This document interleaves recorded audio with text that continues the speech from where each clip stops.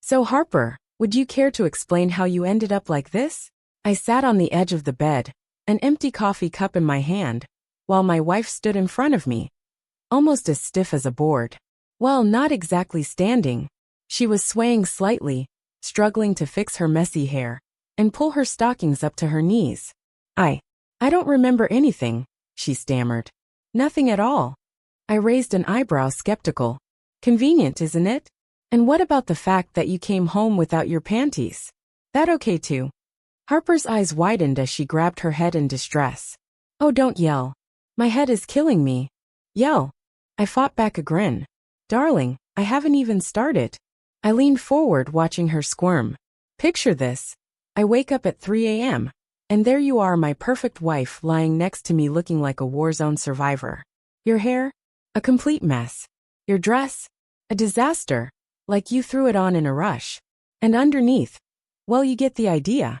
For heaven's sake, she groaned, collapsing onto the bed and hiding her face behind her hands.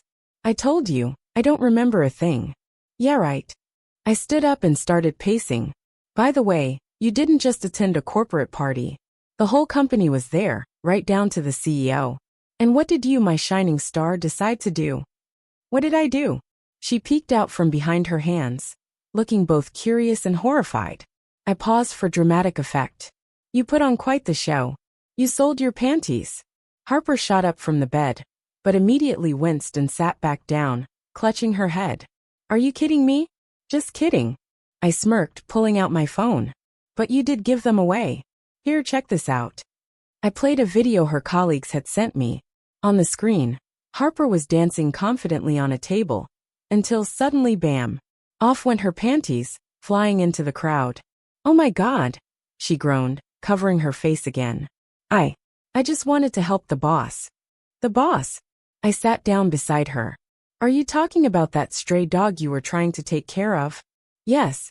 She nodded, her face still buried in her hands. He got kicked out of the office, and I thought I'd make him a little booth. I thought you understood what I meant. Yeah, I get it, I sighed. But here's the thing.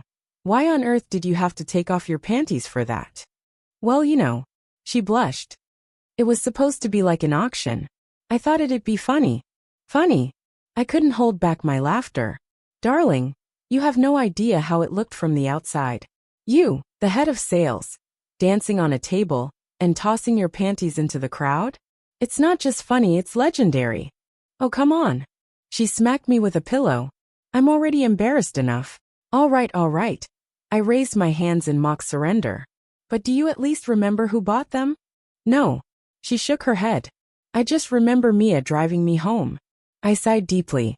Well, at least it wasn't the CEO. Oh God, the CEO. She clutched her head again. What if he saw it? Saw what? I smirked. Honey, he probably bought them. Her face turned pale. What?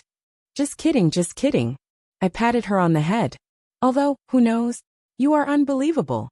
She smacked me again, but this time, I grabbed the pillow, pulling her close. Okay, Harper. I hugged her tightly. You are my star. And even if sometimes you shine a little too brightly, I still love you.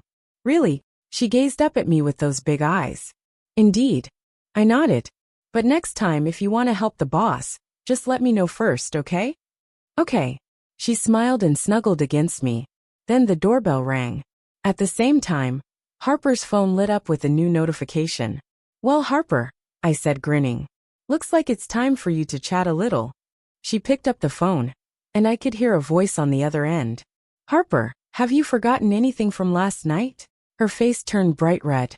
I mean, the offer to sell your underwear at last night's auction price still stands, the voice continued. You left the event, but technically the rules were violated.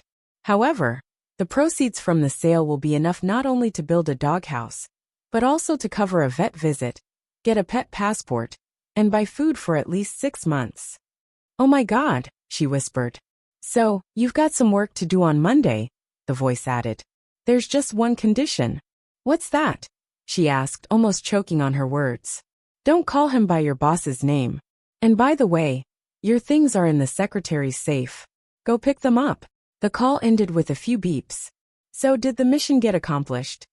I asked. In a fight, all's fair, she said with a shy smile. We both chuckled. So folks, if your wife ever decides to auction off her panties for a good cause, don't be too quick to judge. Maybe she's just trying to help a stray dog. But if that's not the case, well, that's a whole different story.